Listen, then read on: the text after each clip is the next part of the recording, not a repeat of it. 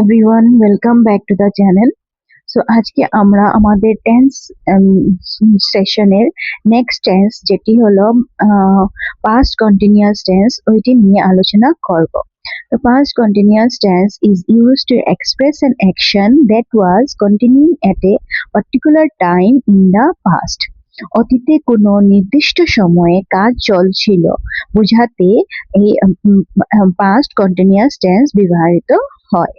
তো past continuous টেন্সের স্ট্রাকচারটা কি দেখে নেই। পজিটিভ সেন্টেন্স বা অ্যাফার্মেটিভ সেন্টেন্সের ক্ষেত্রে সাবজেক্ট প্লাস ওয়াজ বা ওয়্যার প্লাস ভার্বের সঙ্গে ING. So present continuous tense কি ছিল? Subject plus is am are plus verb ING. আর এখানে হয়ে যাবে ইজ এম আর এর জায়গায় কি হয়ে যাবে? ওয়াজ বা were. So she was reading a book, সে একটি বই পড়ছিল। পজিটিভ সেন্টেন্সে দেখে নিলাম। এখন নেগেটিভ সেন্টেন্স।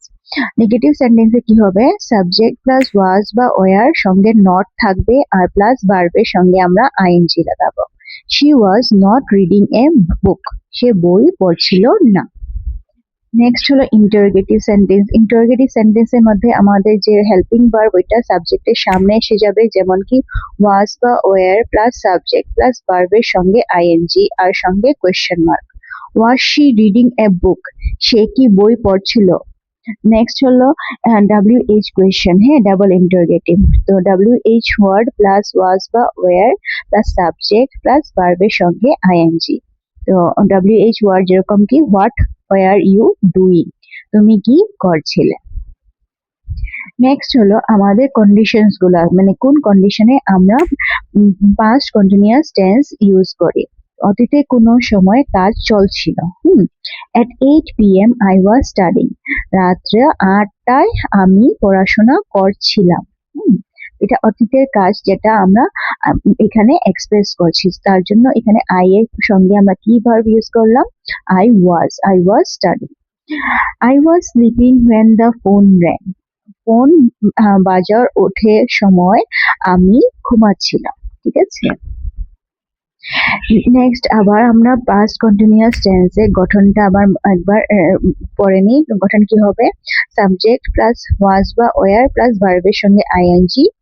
আর ব্যবহারের শর্ত বা ক্ষেত্র কি হবে? অতীতে কোনো সময়ে চলমান কাজ বোঝাতে, দুটি কাজ একসাথে চলছিল এমন বোঝাতে while when ব্যবহার হয়। হ্যাঁ, অতীতে কোনো অস্থায়ী পরিস্থিতি বর্ণনা করতে, বিরক্তি প্রকাশ করতে, যেমন কি অলওয়েজ, কনস্ট্যান্টলি ইত্যাদির সাথে। তো এইগুলো আমরা যে প্রেজেন্ট টেন্সে ইউজ করেছি, সিম্পল প্রেজেন্ট টেন্সে আমাদের বিরক্তি প্রকাশ করার জন্য সেম জিনিসটা আমরা পাস্ট কন্টিনিউয়াস টেন্সে আমরা ইউজ করতে পারি। এক্সাম্পল দেখে নিই। I was reading when you called. তুমি ফোন করার সময় আমি বই পড়ছিলাম। They were playing football at 5 p.m. yesterday. গতকাল বিকালে 5টা তারা ফুটবল খেলছিল। She was always complaining. সে সবসময় অভিযোগ করত। এই টেন্স চলমান দাম অনগোয়িং অ্যাকশন দেখায়। হ্যাঁ, ওয়াজ মানে এক বচন, আমির জন্য। ওয়্যার হলো বহু বচন, তুমি, তোমরা, তারার জন্য আমরা ব্যবহৃত হয়।